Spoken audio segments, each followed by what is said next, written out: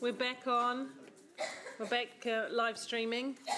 So we're into the adoption of the annual plan, and there are some details sent around that we're going to get to talk through that we received over our lunch break, and I think it's really important that we fully understand that.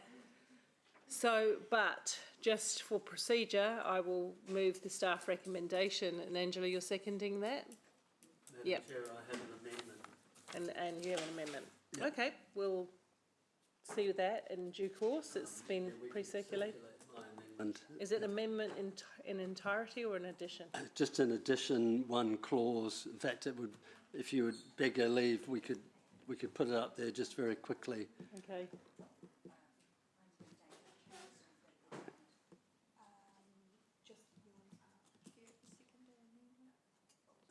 Emma, could you be my seconder? On the annual plan. We're just putting, for procedural reasons, the recommendations on the table. We are still going to talk to the item that was circulated at lunchtime, or anything else that people have questions about, but just putting it there. So, Amy? Gosh, it's slow. Slow.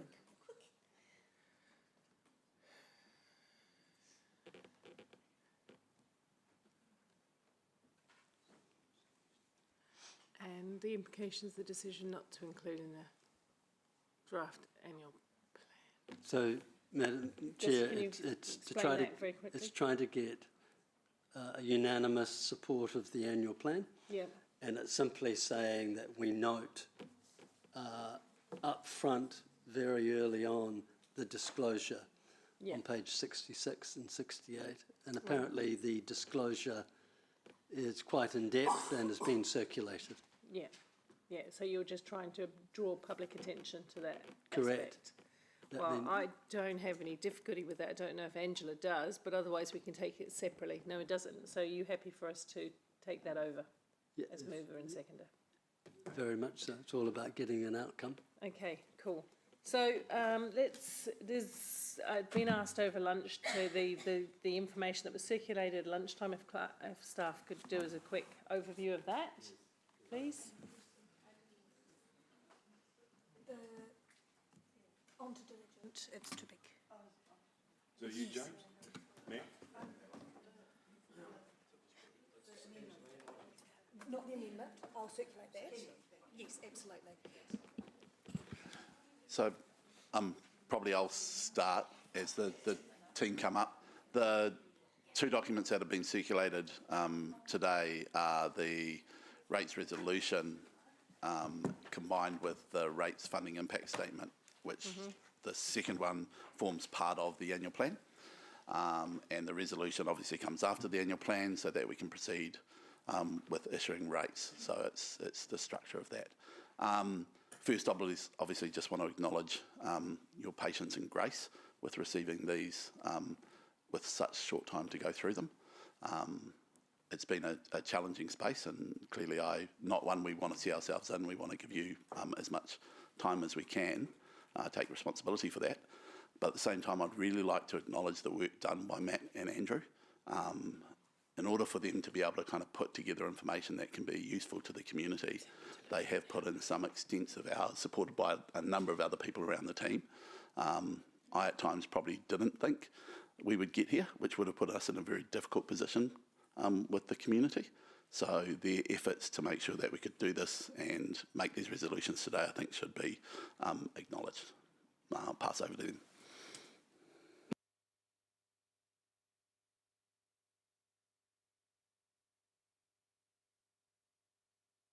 So we've circulated as Gary had mentioned, the rates funding impact statement, which is required as part of the annual plan, and recently approved the rates resolution. So those two documents are quite similar in terms of the rates calculations and the revenue required by council in order to rate for next year.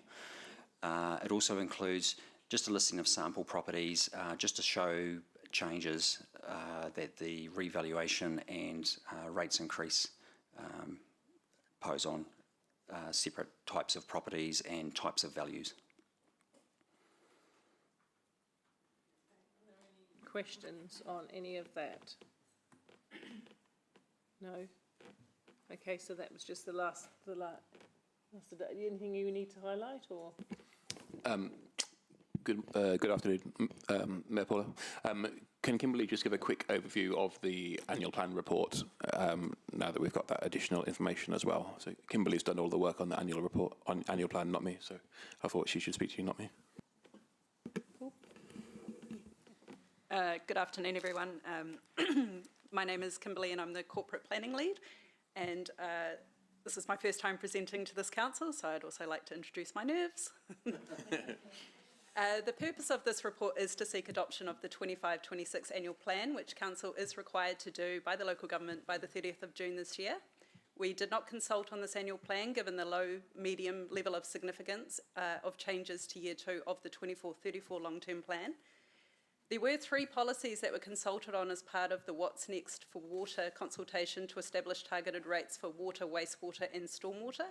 The changes to the policies are as requested through the meetings of the 12th of December 2024 and the 20th of March 2025, with a further change to the revenue and financing policy to remove the clause relating to residential amenity maintenance and improvement as a component of financial contributions following the decision from the Minister responsible for RMA reform. Further to discussions at the deliberations meeting, the waters revaluation issue has been included as a disclosure in the annual plan document on pages 66 to 68 in the financial matters section following key changes to the 24-34 long-term plan. The annual plan document itself will be finalised after this meeting. It is currently missing some translations, including the foreword and key phrases, the council funding impact statement and rate sample properties. Due to the delayed final certification of the rates revaluation, we have only been provided with this today and they have now been added to diligent. Any questions? No.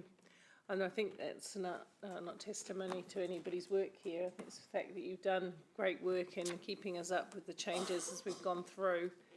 Goodness, we've spent quite a few hours on this. And James, you've presented to us many, many times alongside other staff in workshops and meetings. So we are quite familiar with it. In that respect, I think it's, we'll go to the debate. Thank you very much. Thank you. We weren't that scary, were we? Really? No. Okay. So where I'm going to start my very short debate, because there again, don't need to labour this very much, is that it hasn't been easy to do what we've done this year. The annual plan, however, is largely a business as usual plan, and the other parts have gone through those LTP amendment processes, such as the bits around water. But there have been few details changing right up till the end for us to get the detail we got today. I do want to thank staff for the in-depth analysis and providing us with regular updates every step of the way. So thank you very much for that. I think this represents a good outcome, and I know that there will be some interest in the modified audit. But in my view, we're certainly not alone in the country in receiving one of those, and it's over a small area of consideration. And I don't think it'll have a material impact. I was reading Brad Olsen's quarterly report and another quarterly report he did on the sector at large, local government, and he talked a little bit about some of the downgrading and the notified audits, etc., and made the point that basically, compared to many places in the world, New Zealand still is a very strong and credible financial organisation. So that was good to know. We are facing some really big challenges coming forward. So, good luck for the future council, for the types of amendments that you may have to make to an annual plan going forward to meet government's expectations and the community expectations. But basically, I'm very happy with the annual plan, happy to include the note to draw the attention of the public to that, because we're not trying to hide anything. We're trying to have a honest and transparent conversation about the whys and wherefores. That's me. Anybody else wish to debate? Sarah? Was she? It didn't come up on my screen first, sorry. Maxine, go. Thank you, Mayor Paula. This is the final step in our 25-26 annual plan, and I've spoken in the past, in our last meeting, in support of it, and that's a position that remains unchanged for me. I want to again highlight the positives, as I did in that meeting, and noting that our debt to revenue, which was previously forecast to get close to the maximum threshold, is now sitting at 239%. Stronger, much stronger position than expected. The projected balancing the books deficit has improved significantly from 22 million to 13 million in deficit. The net debt is forecast to be a little bit more than $1.1 billion. And all of this while we continue to deliver a capital program of $256 million. In my view, that's delivering for the city, and as I've said at the Finance and Monitoring Committee this week, is a reflection of a disciplined financial management, and I acknowledge the CE for his role that he's taken with his team, that they've played in that together. I also want to thank the Finance and Communications team for producing a clear and accessible annual plan document. In particular, I acknowledge the work around communicating the impact of the Waters asset revaluation. We're being transparent about the trade-offs, and the planned commentary will help our community to understand the decisions that we've made in that regard. Thank you, Mayor Paula. That's me. Councillor Wilson. I wasn't going to speak, but I feel inclined that I have to. I'm supporting the annual plan, and I appreciate the Chief Executive for helping me work with on some words that have now been incorporated into your motion. But I'm taking a slightly different tone than my good colleague Maxine. I don't think we should be celebrating or purporting that we've executed a great financial platform here. What we have done is we have, through the use of deferrals and moving assets over to the CCO, changed the appearance of our financial performance. The reality is we are still not running a surplus, and we won't until year 3. And the threat will be, sorry, I can see Councillor Maxine saying it's rubbish. It's not rubbish. The facts are very clear. The financial facts are very clear. I note your comment in the Waikato Times getting some guidance from staff to be able to answer the question. The reality is the improvement on the appearance is to do with deferrals and the moving of assets and debt to the CCO over the 10-year period. So we still run a high risk, depending the revaluation, of having, in fact, not being able to achieve a balancing of the book in year 3 that we purported. So I don't think we should be feeling that we've had some great financial outcome, because that is not true. Having said that, I acknowledge that the staff have started to work at building the right structure going forward. I love the fact, I'm nearly finished, that budgets will no longer be what you have to spend. It is what you must not ever go over. So there's going to be a cultural change of ensuring that, in fact, we start to be able to spend less than we budgeted rather than the other way around. Thank you. Any other comments? Sarah. Thank you, Mayor Paula. Firstly, thank you to staff who have put a huge amount of time into pulling all of this together and getting it to us today. That's been a massive feat. And I want to acknowledge also the disclosure around, I think the disclosure regarding the water revaluation has been done really well in this report. It's extremely transparent and it talks very specifically about what our books would look like if the revaluations are as they currently are once we've fully reviewed them. So I think that gives the kind of worst case scenario there, and it's got the graphs there, it's very clear. So I want to thank you for that very, very clear disclosure there. And also acknowledge the work that has been done to look for ways to find efficiencies and reduce costs. I think it's important that we acknowledge that because there has been, beyond deferrals, there has been work to do that.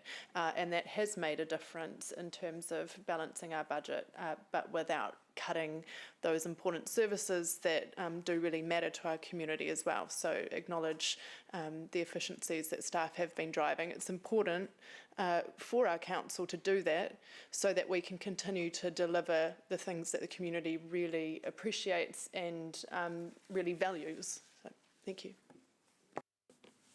Thank you. Anyone? Councillor Casey Cox. Yeah, I just felt inclined to draw, I guess, attention to the good things that are still going on in our city. Sometimes, you know, it can all feel very, I don't know, intense and maybe a little negative, but we do so much good work in the city and the staff do so much amazing work. The community, looking forward to, obviously, the Celebrating Age Centre opening this year and the work that we're doing at Waterworld. And just, yeah, lots and lots of good things that are still going on. And also acknowledging that we're doing a lot better around looking after what we have got, which is our commitment to depreciating and valuing our assets that we do have. And I think that's you know, throwing up some interesting challenges for us at the moment. And I do agree with Councillor Sarah and Max that it's been well disclosed in the document, and we're being really upfront about the challenges that we face in that space. Yeah, that's all I'll say. But just thanks to the team. I got an email at some ridiculous hour last night, so I know how hard they work to put this report together, and I just really appreciate, yeah, just the extensive work behind it. So thank you. Thank you. Councillor Bidder. Thank you, Mayor Paula. I agree with Councillor Anna. Yes, we are doing a lot of good and things have certainly improved. So I'm just sort of saying this for point of clarity. The finance meeting on Tuesday, the balancing the books graph on page 54 shows how the transfer of debt to the Waters CCO also has a transfer of revenue to the Waters CCO, which is our ability to repay the debt that's remaining, and our forward projections of balancing the books is pretty much halved by that. So it is having a significant impact on us. Things aren't entirely rosy, but as Anna said quite rightly, things are getting better. There are improvements happening, which please me no end. Thanks. Councillor Pike. Thank you, Chair, and thanks to staff for a huge amount of work in pulling this report together. As others have mentioned, it's not easy, and your efforts are very much appreciated. I will be supporting the annual plan today, but I do so with caution. I do want to acknowledge that staff have made a lot of progress in reprioritising spending and scaling back projects, but the numbers are still concerning. Our net debt is forecast to hit $1.025 billion this year, and that's only after deferring $169 million in capital works, which will still need to happen at some stage. The cost of living is hurting families and households across our city, and we're repeatedly told that rates are a major part of this burden. We've heard clearly from the community they want core services, but they also want restraint. They want confidence that we're not just planning for today, but for long-term financial stability. I also want to thank Councillor Wilson for bringing to the public's attention the water revaluation. It's important that we disclose it and that we should expect this to have an impact on us in future annual plans. So supporting this plan doesn't mean we ignore these concerns. It means we must commit to doing better from here, scrutinising future spending, challenging assumptions and finding cost efficiencies across the board, and bringing our community along the way to help shape the priorities of these decisions. Thank you very much, and I'll be supporting the motion today. Thank you. Anyone else for debate? Okay, then I'll go to right of reply.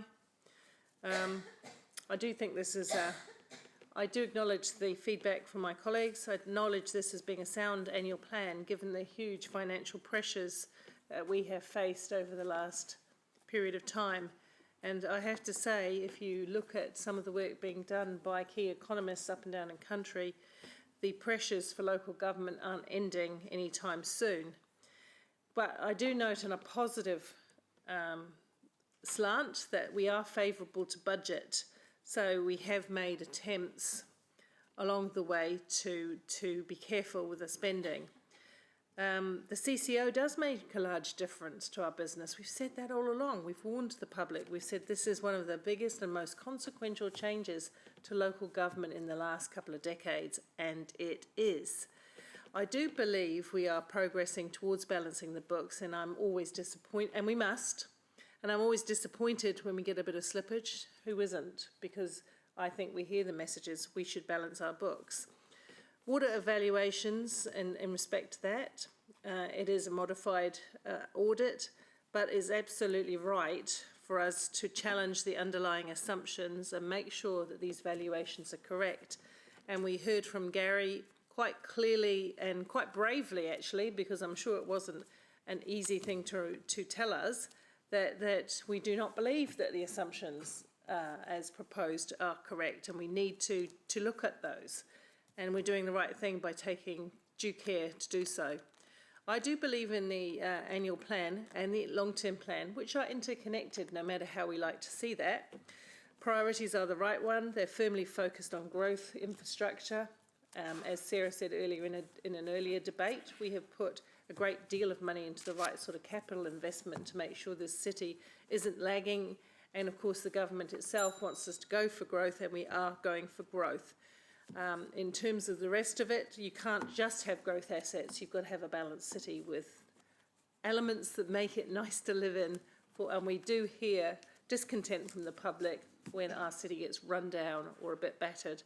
So, you know, it's getting that balance right, and I think we have. So thank you again to staff for your huge efforts. You'll feel very relieved in about 2 minutes when we vote, and you'll be able to take a pause before we go on facing some other pretty substantial financial pressures over the next three years. So let's go to the vote. And James, you can look forward to starting all over again day after tomorrow. Or maybe Monday. Are you going to Europe? Yeah. Oh, nice. Are you going to go and watch football? Oh, okay. Hey? The motion is carried unanimously.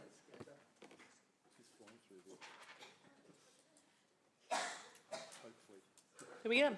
Right, okay. Done. For that one. Yeah, and so where are we at now? There's the rates resolution. The rates resolution. That's the mega document. And then just one afterwards. Just trying to find my right place on here.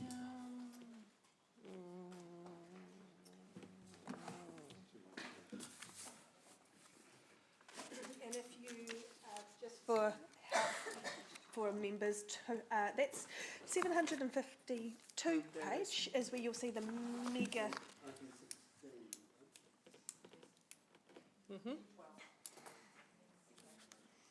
Okay, so we've got that.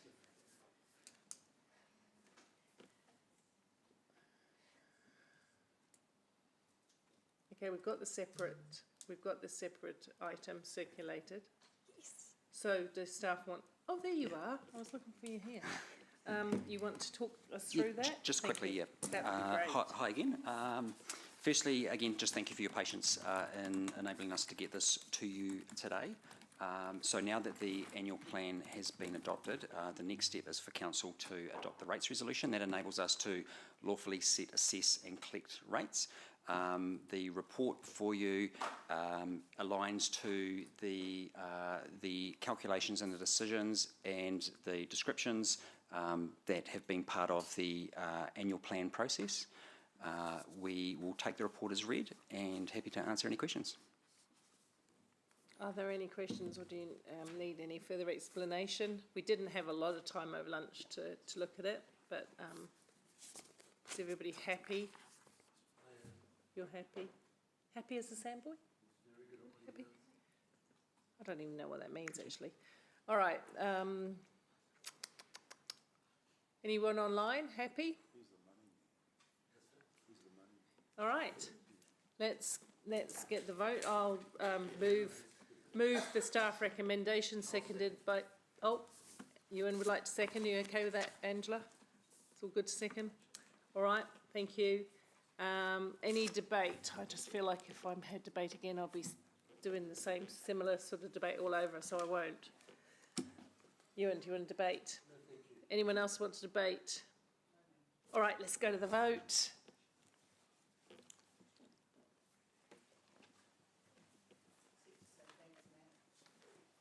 Very good. The motion is carried unanimously. Excellent, thank you. And that brings us on to local waters done well. Local waters, just got to find the item. There it is.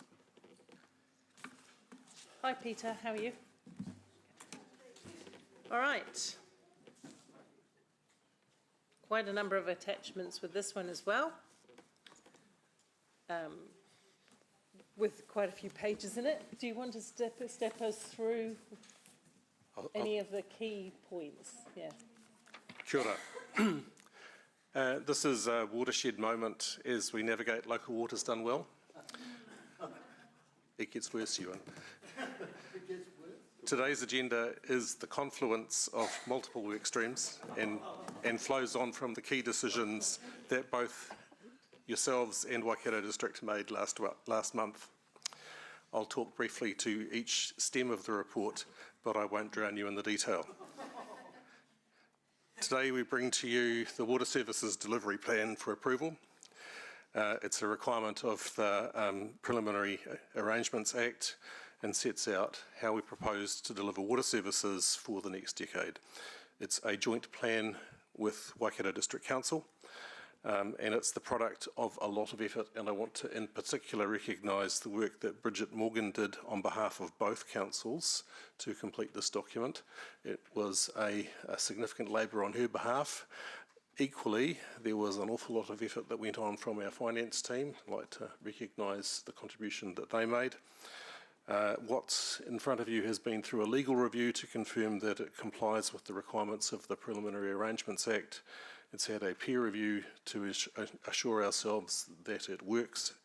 It has been endorsed by both chief executives, so we've done all of the steps to make sure that it works and it's consistent with the long-term plan. Probably the most important feature, other than that it reflects the decision to create a CCO, is that it delivers a significantly enhanced capital works program within the same rates envelope as was forecast in Hamilton's long-term plan. Flowing right along, the second stem of the report is the constitution for EOI Flowing Waters Limited. This has been worked through with both councils. It has been considered by the Establishment Board Appointments Panel and is recommended to you by them. It translates the record of agreement into the constitution for the company. It is in the sea of paper that's on the agenda. It's accompanied by the shareholders agreement, which similarly has been through the consideration of the Establishment Board Appointments Panel and is critical in establishing the partnership and enduring relationship between the partners, including the important role that Waikato Tainui plays in the partnership in the delivery of water. Apart from the housekeeping required to implement the other recommendations, the key thing for me to highlight is the proposed framework for the early transfer of responsibility for major projects to the CCO. This is critical in maintaining momentum while also seizing the opportunity to do things differently and ensure early realisation of the benefits. In short, all designed to make the boat go faster.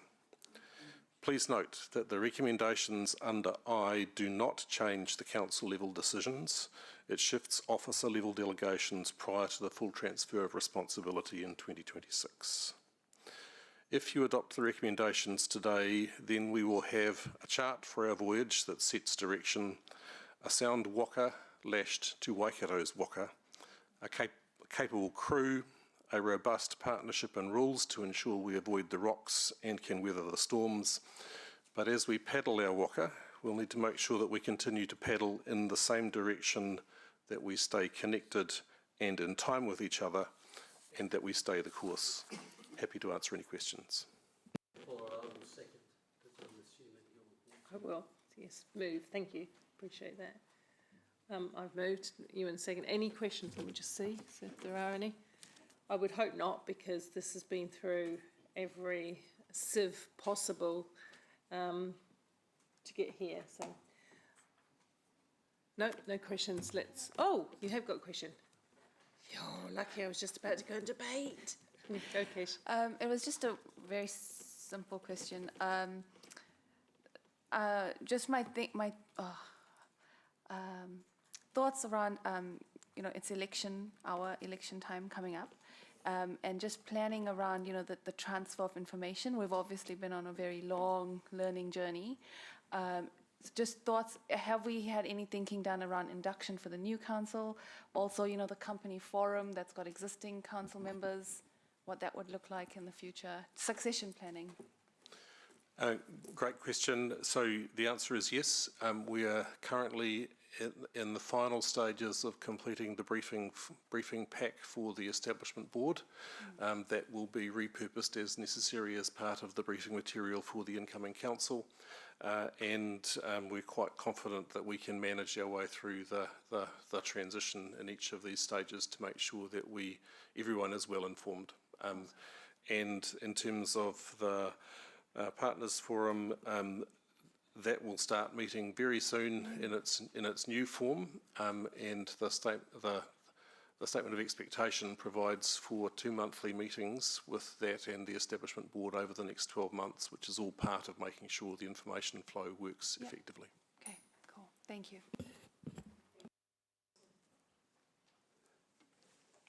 Yeah, thank you, Mayor Paula. Look, my comments are one of Oh, sorry, I thought we were in debate. No, we weren't. Kesh came up with the questions. No problem. Sorry. I was actually surprised you hadn't spoken. No, I was just about to then, and Kesh got me at the nanosecond at the end. All right, thank you. I'm going to try to keep it short. I don't try to keep it short. My debate is such. Well, thank you to the staff for all the work that you've done. I don't think we can underestimate the huge amount of work, including yourself, Peter, with your technical expertise. We would have been stymied without it. This work is not, here we go, Peter, just going to follow on from you, it's not a drop in the bucket. It has a bow wave of change in water services and in the remaining council work. As I have said, this is one of the biggest changes that our community will face in the whole time that I've been in politics, so that's 24 years. And it will have consequential impacts on the remaining functions and services of council as we start to think about how we work at scale for good efficiency. But I think that's an exciting future. I'm excited by it. It's been through some rough times, so to be honest, there's been quite a lot of churn as we've gone from Three Waters to the latest Local Waters Done Well. But here we are in a situation of having reached an agreement with one of our neighbouring councils to create an entity that will be able to deliver greater efficiency and effectiveness and efficiency in water services for our fastest growing sub-region of New Zealand. which we are, fastest growing city and fastest growing sub-region. And I'm looking forward to that. I know that there will be some hurdles to jump yet, because I've been out and about talking quite a lot lately, and of course you talk about the M word, which is meters, and you get, you know, an emotional reaction to meters. But once you start talking about the rationale for it and what's coming and why, that concern dies down a little bit. But there will be quite a lot more to do in the way of communication. That's my number one message of this. We need to communicate effectively, because this is complex, and we know because we've just spent a year and a half on this, and the public need to have confidence in our decision today. Thank you. Ewan? Yeah, thanks. Look, my comments are purely bouquets. I think we've been very, very lucky to have had Peter working with us and guiding us, and I will never underestimate his capacity and his influence on shaping what I think is a really solid, well thought out foundation. I think he's been well supported by a group of very talented people, including Natasha and others. Having had the pleasure of being involved with the appointment of the first executive directors, I think we've also got a very, very good a group of governors who are going to come in and hit the ground running. And all of these people have huge obligations and challenges that will undoubtedly unfold. But I think they will be well equipped to navigate us you know, over the next few years as we get up and running. Finally, I would say that to elected members in the next triennium and those that follow, their biggest challenge will be to ensure that they are very clear in their expectations of what the CCO does. Because we have, and I've had some concerns about it, but I'm happy that ultimately we've made the decision. We have handed the CCO one of the most critical levers in determining the pace of our growth, because they will be the determiner of the prioritisation of critical infrastructure. Euston. Thanks, Mayor Paula. This is the next step in setting up our joint orders CCO, and the announcement this week of the name EOI Flowing Waters. It's a really great milestone, and I think is a beautifully how it reflects the work that's in front of us and the shared vision across the partner councils and our iwi. Because we've worked really positively and decisively together as councils and Waikato Tainui, we've been able to attract and appoint the very best, a high calibre chair and directors who are going to lead our establishment board with real strength and experience. I've got a great deal of confidence in the ability that they bring to the table. What we've endorsed today are the key documents that help to govern how the CCO operates and how it stays accountable to us as councils. Councillor Sarah's already shared with us the value of our LTP that's going into that next 9 years of work for the CCO, but when you take the combined total of $3.66 billion, that's huge. And it's got the ability to be able to meet the growth that's coming into our area. The plan is a key part of the package though, setting up how we deliver a reliable, sustainable water services for our communities now and into the future. It isn't just a case of set it up and send it out. We've built in some strong oversight mechanisms and have governors at our meeting today who will be going through, with the agreement of this committee, into the forum, which is keeping some continuity for now. That may change, and I acknowledge that, but I'm confident that we've actually worked in the best interests of our city and our residents, and I look forward to what the future brings. Kia ora. Any further debate? Super short right of reply. Oh, sorry, I just jumped in there. Sorry. Oh, yes, there you go. Yeah. Thank you. I just wanted to agree with what everyone said already about the importance of this plan and the amount of work that's gone into the water services plan in particular. I do want to talk a little bit, I guess, about the ongoing challenge of affordability, and I guess all of this is really around trying to make water services more affordable for our communities.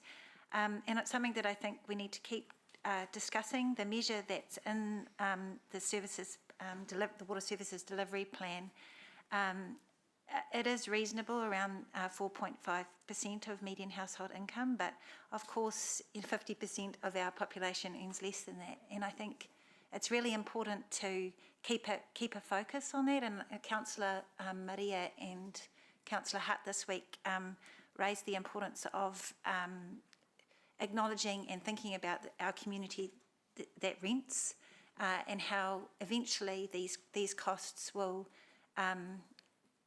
be a challenge to our renters in the city. So I'm not suggesting any changes to the plan around the measure of affordability, but I am just highlighting an ongoing concern with how eventually these direct water charges to our community will have an impact, and an impact on our renters in particular. So yeah, just look forward to that ongoing discussion and focus with the new council. Thank you. Thank you. Anyone else? No? Okay, thank you.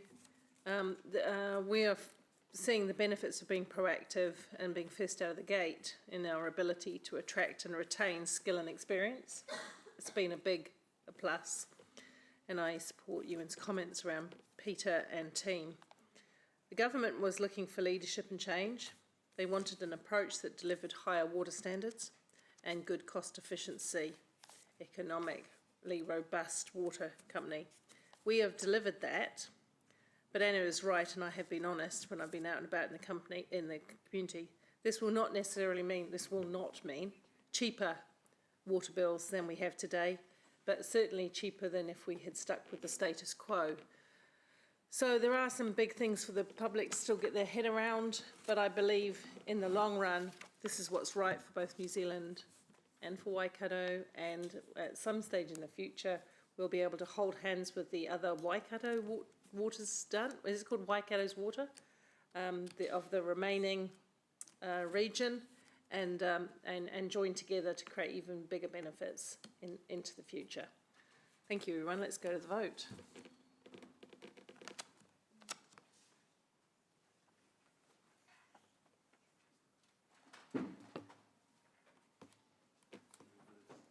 No wood. Gosh. The motion is carried unanimously. Excellent. There was a time I thought I'd never see that day, so there we go. Thank you, everyone. We're finished? Do you want just to do Karakia. Let's go for karakia, tēnei te whakairi, tēnei te whakawātia, haumie, huie, taiki. Thank you all you people at home. Get better soon. Ka kite. Thank you, councillors. Thank you, staff. And, yay. That's actually a consequential moment. That's a history-making moment that we have just had there.